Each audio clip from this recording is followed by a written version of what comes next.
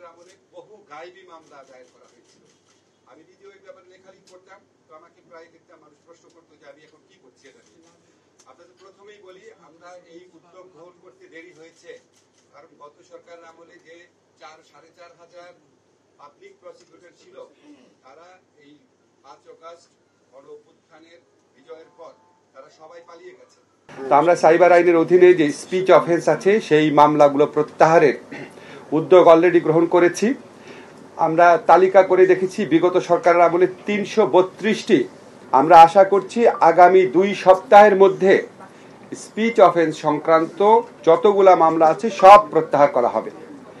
ইতিমধ্যেই আমরা প্রায় অর্ধেক মামলা প্রত্যাহার করেছি, বাকিগুলাও করা হবে। এই প্রক্রিয়ার মাধ্যমে আমরা ইতিমধ্যে 25টি জেলায় 2,500-এর বেশি মামলাকে গায়েবী মামলা হিসেবে আইডেন্টিফাই করতে পেরেছি।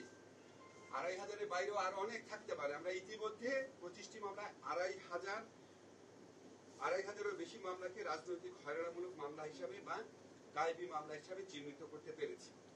আগামী 7 দিনের মধ্যে মামলাগুলো প্রত্যাহার করার উদ্যোগ নেওয়া হবে।